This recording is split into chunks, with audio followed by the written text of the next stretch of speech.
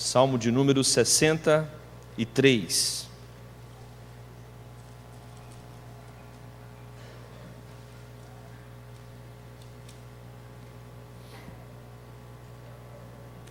Leamos.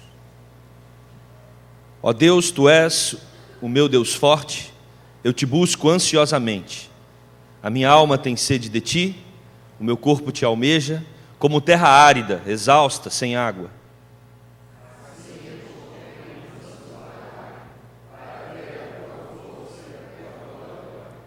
Porque a Tua graça é melhor do que a vida, os meus lábios Te louvam.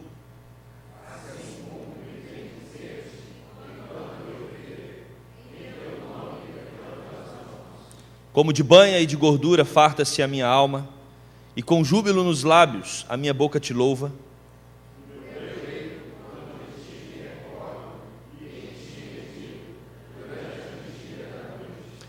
Porque Tu me tens sido auxílio, à sombra das Tuas asas eu canto jubiloso.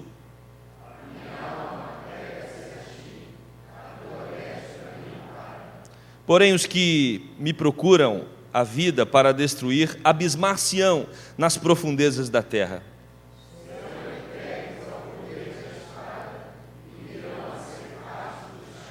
Todos juntos. O rei, porém, se alegra em Deus, quem jura gloriar-se-á, pois se tapará a boca dos que proferem mentiras. Oremos. Querido Deus, Te agradecemos pela oportunidade de mais uma vez estarmos na Tua casa para pensar a respeito da Tua vontade para as nossas vidas. Obrigado pela Tua palavra que de maneira tão clara nos dirige nessa noite. Deus, eu peço para que o Senhor esteja nos alimentando através dela, que ela fale ao nosso coração, que ela nos direcione os passos, que ela nos ensine a vivermos uma vida que realmente Te glorifique. Oramos no nome de Jesus Cristo, nosso Senhor e Salvador. Amém e amém. Quando nós lançamos um tema, como é o tema de 2015, Alegria na Adoração, a palavra adoração é uma palavra que chama muita atenção, porque essa é uma prática de todas as religiões do mundo. Nós cristãos adoramos o nosso Deus, mas se você for numa tribo, você vai ver que ali também os índios adoram um Deus ou seus deuses, e a maneira de nós reagirmos a essa adoração demonstra quais são os elementos que norteiam o tipo da adoração. Por exemplo, dentro da própria igreja evangélica, você tem concepções diferentes de adoração. Às vezes, porque nos reunimos semanalmente, nos acostumamos com esse momento e podemos tornar o momento de adoração algo simplesmente monótono ou irrelevante, ou alguma coisa que não mexe mais com o nosso ser. Simplesmente fizemos daquilo um hábito. Outros, no momento de adoração, quando se reúnem para adorar a Deus, existe em momentos assim uma explosão de emoção. Quantas vezes, em algumas igrejas, que até exploram um pouco isso, você vê pessoas extremamente emocionadas na hora do cântico. Outras igrejas são mais tímidas, mais reservadas. Isso demonstra apenas uma diferença litúrgica, como um prefere, como o outro prefere. Mas quando nós voltamos às outras religiões, nós percebemos que a adoração pode levar às últimas consequências de uma vida. Por exemplo, na Bíblia nós temos o deus Moloque. O deus Moloque exigia dos seus seguidores que as crianças fossem sacrificadas nos braços da estátua do deus. Então havia uma estátua do deus Moloque com os braços assim, nessa direção. Os pais colocavam seus filhos sobre os braços do deus Moloque para que o seu filho fosse queimado vivo. Parece tão distante de nós, mas nessa semana nós vimos um ato de adoração. Aliás, na semana passada, quando 2 muçulmanos radicais entram num estúdio e assassinam ali 12 pessoas, porque essas pessoas estavam zombando de alguma forma do Deus deles. Eles estão manifestando ali um conceito que eles têm acerca do que é adoração e acerca do que é levar o nome do seu próprio Deus a sério. É claro, meus amados, que jamais defenderemos tal atitude. Estou apenas dizendo que isso é uma resposta do conceito que o indivíduo tem acerca do que é adoração. por amor ao seu Deus, por amor à divindade, ele pode ir às últimas consequências. E nós estamos aqui diante de um homem chamado Davi, o rei Davi. O rei Davi está vivendo dias também de muita dificuldade. Esse salmo aqui ele é escrito quando Davi está no deserto. E ele está no deserto por uma razão muito tensa. Durante um período, Davi teve uma série de problemas familiares. Ele adultera, ele mata o esposo da mulher com quem ele adultera, ele depois é confrontado pelo profeta, ele casa com essa mulher, ele tem um filho com essa mulher, ele perde esse filho, depois um filho dele se finge de doente, Amnon, para poder ter relação sexual com uma meia-irmã, aí o filho tem relação sexual com a meia-irmã, e aí o irmão dessa meia-irmã Absalão assassina o meio-irmão Aminon, e aí depois esse Absalão, depois dessa situação toda, Davi, claro, fica assombrado com o que está acontecendo na sua família. Absalão se sente ameaçado, foge, e aí depois que Absalão volta, ele toma o trono do pai, e é nessa circunstância que o salmo foi escrito. Absalão, filho de Davi, tomou o reinado do pai, o trono do pai, e Davi teve que sair desesperado, numa fuga para o deserto de Judá, e lá no deserto de Judá, diante dessa tempestade, é que Davi escreve o salmo de número 63, e é um salmo que nos norteia para uma vida de adoração. Por isso eu quero convidar você para pensar no seguinte tema nessa noite: plenitude na adoração. O que nós pensamos a respeito de adoração? Como ter uma vida de adoradores que adoram em espírito e em verdade? Nossa adoração ela será plena, primeiro, quando nós tivermos inteireza na busca por Deus. Se você quer ser um verdadeiro adorador, se você quer que a sua adoração seja autêntica diante de Deus, é necessário você buscar a Deus com todo o seu ser. O versículo de número 1 nos mostra o rei Davi se entregando completamente a Deus. Ele reconhece o Senhor como seu Deus, ele chama Deus de meu Deus. Deus é uma posse para o rei Davi. Davi tem um vínculo tão forte com Deus, que ele chega a dizer que é o seu próprio Deus, o Deus em quem ele também reconhece que é a sua força, meu Deus forte. Meus amados, nós estamos num cenário aonde o rei está reconhecendo Deus como a sua única fonte de vida, porque um dia Davi fez um compromisso com esse Deus, e Davi decidiu não entregar apenas parte da sua vida, Davi decidiu não entregar apenas momentos de adoração a Deus, mas ele resolveu fazer uma entrega total, e ele tem um relacionamento baseado nessa entrega total que ele fez a Deus. Um perigo e um risco que nós corremos com a nossa adoração é oferecermos etapas de adoração para o Senhor, é acharmos que o fato de frequentarmos a igreja uma vez por semana, o fato de cantarmos algumas músicas no momento de louvor, isso faz de nós adoradores. O que esse salmo nos ensina, e ele nos convida a refletir a respeito de uma adoração que envolve uma entrega total, e essa entrega total é uma entrega de busca. O salmista diz que busca ao Senhor ansiosamente, e a ideia aqui é que há um desespero no coração de Davi para absorver o máximo possível da presença de Deus. E o que nos impede, meus amados, de perceber a presença de Deus na nossa vida é o pecado. Então certamente há uma luta aqui do salmista para abandonar os seus pecados e buscar o Senhor com toda ânsia, com toda disposição, com toda entrega, com toda verdade. O salmista ele se achega diante de Deus dizendo: Deus, eu te busco com toda a inteireza do meu coração. Para isso, meus amados, precisamos sofrer um processo de esvaziamento de nós mesmos. Por isso que Jesus Cristo vai ensinar que nós precisamos ser, lá no Sermão do Monte, capítulo 5, bem-aventurados os pobres de espírito. O pobre de espírito é aquele que abre mão dos seus próprios valores, é aquele que dispensa as suas próprias vontades, é aquele que não tem uma meta pessoal, mas é aquele que entrega e deposita toda a sua vida na presença do seu Deus.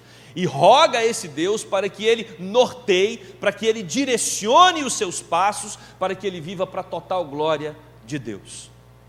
O salmista, ele busca ansiosamente o Senhor, porque ele conhece e ele confia. Certamente a dificuldade que nós temos de buscar o Senhor é pela nossa própria desconfiança. Às vezes nós não cremos que Deus realmente vai solucionar os nossos problemas.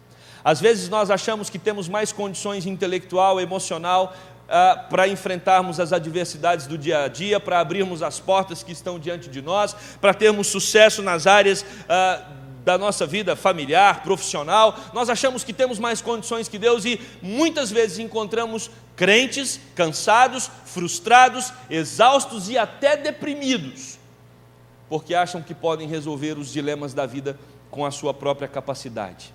O salmista não. Davi sabe que quem resolve os seus dilemas é o Senhor, por isso ele entrega completamente. Como entregar completamente a Deus a nossa vida? Isso acontece através de um exercício sistemático de oração. Isso acontece quando nós também mantemos uma vida marcada pela devocional através da leitura bíblica. Vai fazer com que nós conheçamos o Deus a quem servimos, e esse conhecimento vai gerar confiança, e essa confiança vai gerar busca, e quanto mais conhecemos, mais queremos. Esse é o convite do salmista Davi. É uma busca integral, é uma busca que não é só espiritual. Preste atenção no texto, no versículo 1 ainda, o salmista vai dizer que ele está sedento, a sua alma está sedenta por Deus, como alguém que tem muita sede, deseja água. Eu não sei aqui qual foi o maior grau que você já enfrentou de sede. A sede é alguma coisa que nos desespera, dizem alguns até mais que a fome. O salmista diz que esse é o sentimento que ele tem diário por Deus. Ele tem sede de Deus. A sua alma tem sede de Deus, mas o seu corpo também. Deus não é Deus de nossas almas apenas. Deus é Deus do nosso corpo. Deus é Deus da nossa totalidade. O que o salmista quer nos ensinar? O salmista quer nos ensinar que Deus cuida não só das nossas necessidades espirituais. Deus está interessado não só nas questões emocionais, psicológicas da sua vida. Deus se interessa também pelo seu corpo. Ele cuida de você como um todo. Você é um projeto do Senhor pensado. Deus pensou em você em todas as áreas da sua vida. E Deus, Ele deseja governar e abençoar você também em todas as áreas. O salmista mostra que para nós termos uma adoração plena, nós precisamos não só nos entregarmos completamente, mas precisamos também entender que a busca por Deus precisa ser uma busca integral. Tanto a nossa alma como o nosso corpo precisa almejar o Senhor.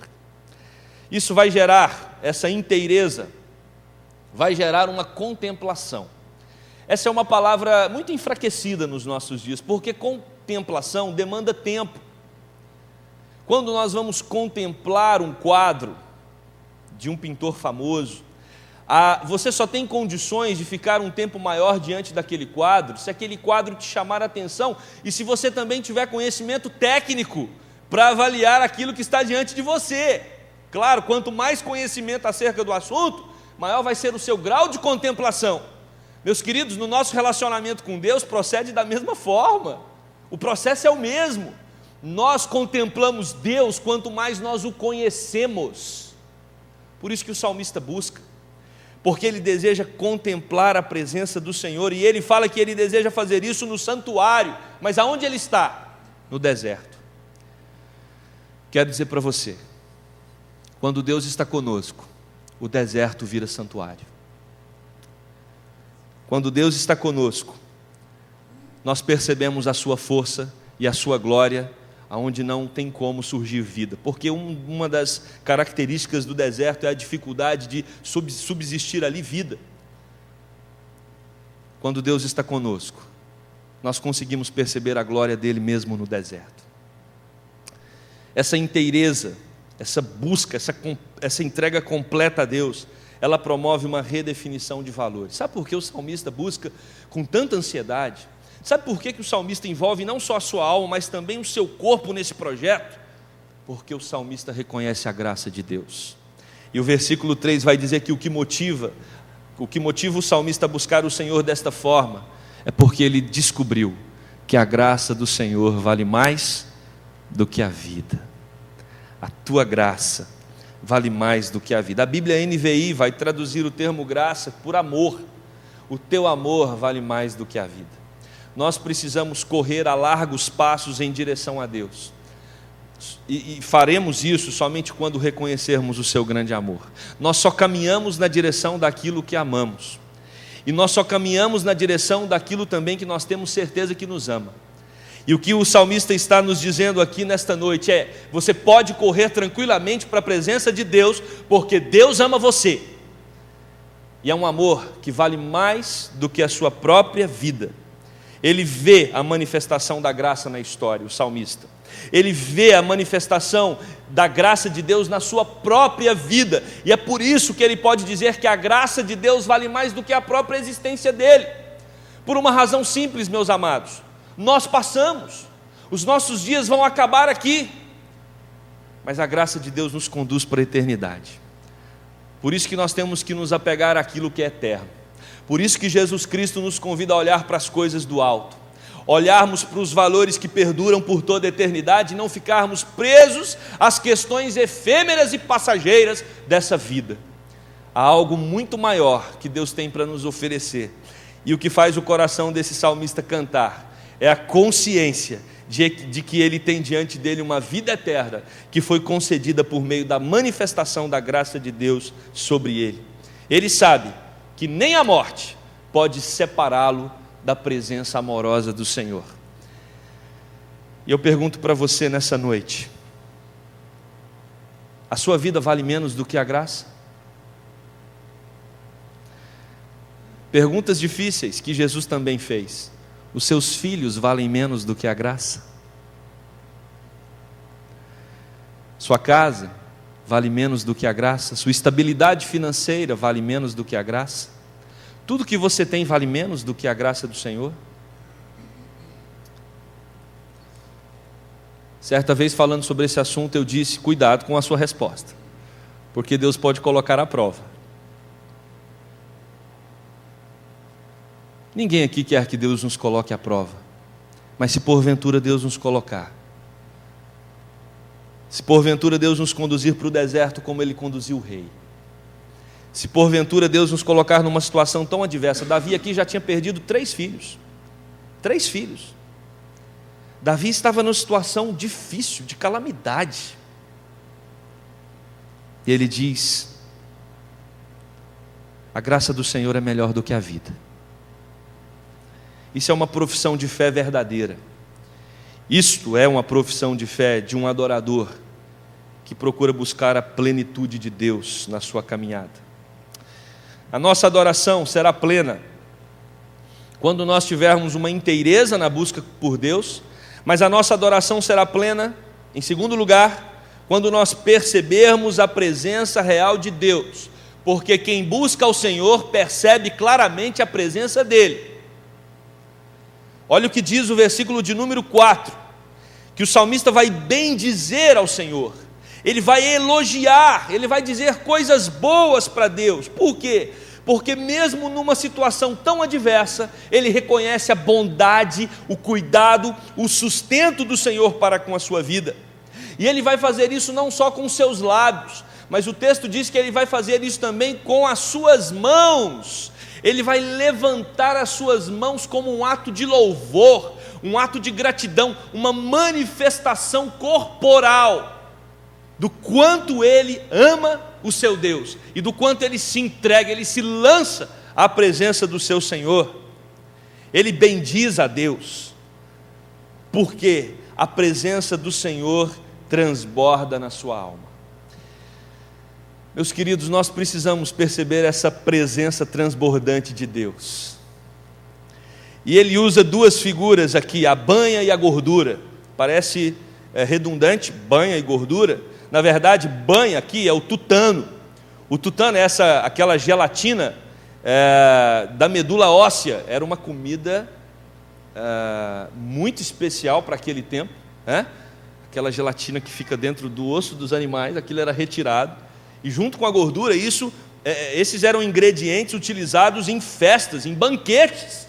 O que o salmista está falando é que quando nós buscamos a presença do Senhor, quando nós percebemos que Deus está conosco, isso provoca em nosso coração uma festa magnífica. Isso faz com que os nossos corações se transbordem de alegria diante de Deus. Por isso que o tema de 2015 é alegria na adoração. Porque quando nós percebemos que Deus está conosco, mesmo quando estamos no deserto, isso gera em nosso coração uma alegria que nos leva a adorar. Os seus lábios não cessam, e a sua boca não se cala, e por isso então ele louva incessantemente ao Senhor. Ele louva e ele bendiz aquele que é o Deus da sua vida, e o texto vai dizer porque ele faz isso no versículo de número 6. Sabe por que esse homem, esse rei, louva a Deus mesmo nas tribulações? Porque a mente dele não para de pensar no Senhor. Pense todas as áreas na sua vida, ou da sua vida, lembrando que o Senhor está no controle de todas elas, mesmo as mais adversas.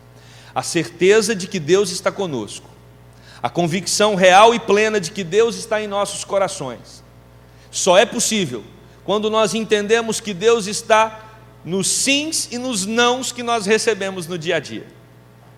Deus está nas portas que se abrem e nas portas que se fecham. Deus está conosco nas nossas conquistas e também naquilo que nós fomos frustrados. Deus está conosco em toda e qualquer situação, foi o que o apóstolo Paulo também detectou. A presença constante de Deus na vida dele o leva a adorar, porque ele sabe que o Senhor está com ele, e ele só sabe disso porque ele medita no Senhor de dia e de noite. Ele traz à sua memória os livramentos de Deus. Meus queridos, nós vivemos numa geração com uma agenda muito cheia, ou também com uma agenda muito suja. Eu acho que são as duas coisas, porque vivemos numa época em que somos forçados a trabalhar muito, mas também vivemos uma época intoxicados por coisas que não fazem a mínima diferença na nossa vida. Quantas horas, e olha que o tempo é alguma coisa que você não pode substituir nunca mais. O tempo que passou, não tem como você ganhá-lo novamente. Quantas horas nós gastamos com conversas fúteis? Quantas horas nós gastamos com os WhatsApps da vida, com os Facebooks da vida? Quantas horas nós gastamos com programas de TV que não vão produzir nada de qualidade no nosso coração? Quantas horas de banalidade nós perdemos já? E dizemos que não temos tempo para pensar nas coisas de Deus. Se não me engano, foi John Piper que disse, depois que inventaram o Facebook, ninguém pode dizer que não tem tempo mais para orar.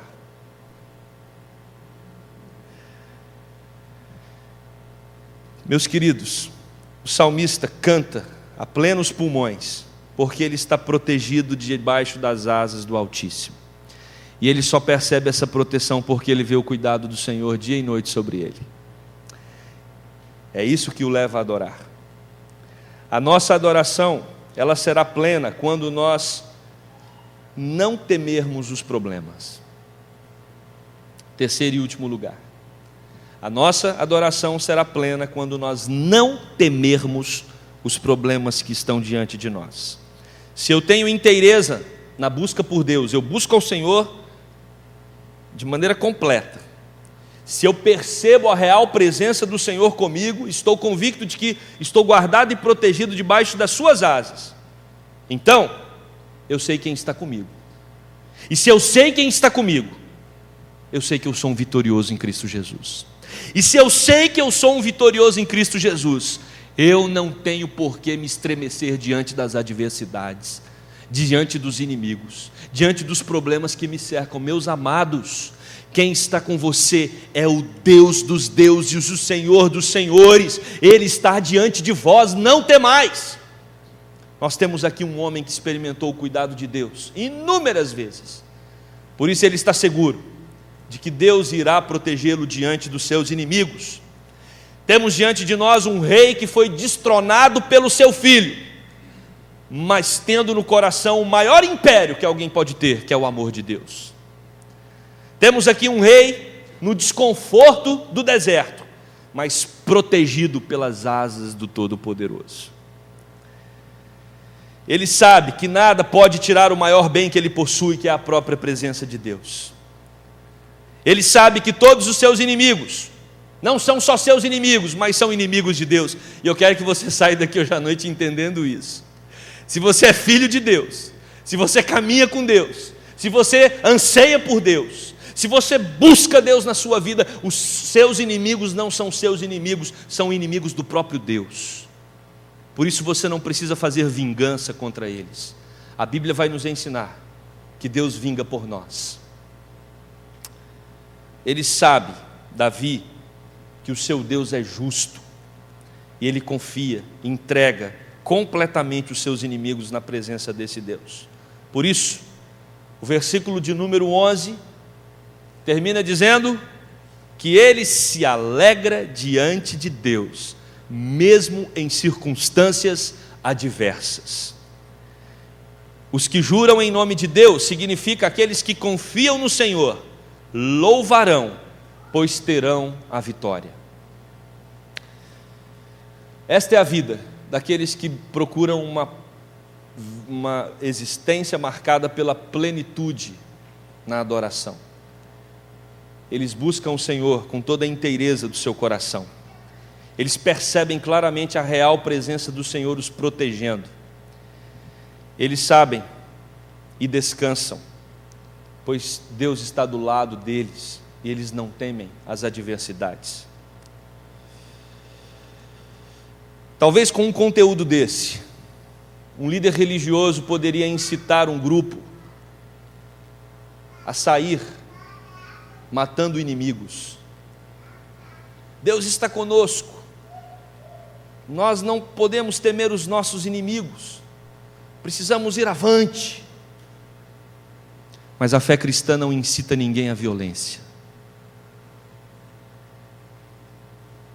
Contexto desse, buscando a plenitude da adoração, os cristãos espalhados pelo mundo não saem matando pessoas, como fizeram aqueles islâmicos radicais. Na busca pela verdadeira adoração, cristãos estão morrendo pelo mundo. No ano de 2015, aliás, no ano de 2014, 100 mil cristãos foram assassinados no mundo. E não houve nem uma manifestação. A maioria desses cristãos morreram também vítimas de radicais islâmicos. E talvez nem nós, ou muitos de nós, oramos pela vida dos nossos irmãos, que em busca de uma verdadeira e plena adoração, estão entregando as suas vidas por Jesus Cristo. O Evangelho não é o Evangelho que sai matando pessoas. O Evangelho é o Evangelho onde pessoas dão as suas vidas em nome do seu Senhor, em nome do seu Rei, em nome daqueles que eles consideram Deus das suas vidas. Eu quero que você saia daqui hoje à noite disposto a entregar a sua vida com toda a inteireza para Deus, para que dessa forma você se torne um verdadeiro adorador, um pleno adorador, alguém que tem a real noção da presença do Senhor com você, para que, se necessário for, você entregue a sua própria vida por esse Jesus, porque um dia você entendeu que a graça dele é melhor do que a vida. Amém? Que Deus te abençoe. Vamos orar.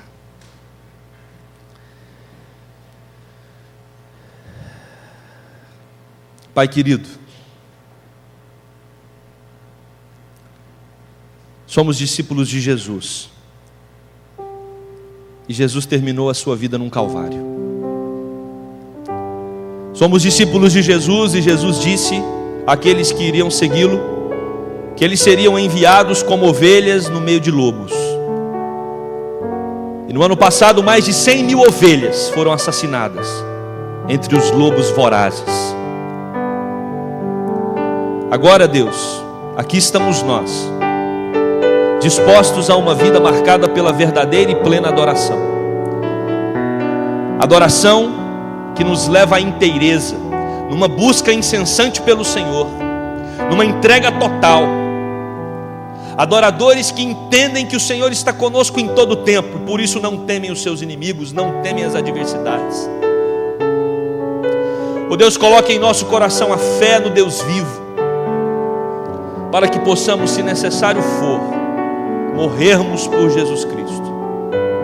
Traga cada vez mais, Deus, a memória daquele que está conosco, o Todo-Poderoso, Criador dos céus e da terra, para que, quando formos levados para o deserto, possamos ter a mesma reação do rei Davi, entendermos que a tua graça nos basta, entendermos que a tua graça, o teu amor, vale mais do que a nossa própria vida, e por isso te louvamos, e por isso te bendizemos, e por isso temos alegria na adoração. Oramos assim, no nome de Jesus, o nosso Salvador. Amém e amém. Recebam a bênção, irmãos. Que a graça do nosso Senhor Jesus Cristo, o amor de Deus, o nosso eterno Pai, e a gloriosa consolação do Espírito Santo de Deus esteja com cada um de vós e com o povo do Senhor espalhado pela terra, hoje, para todo sempre.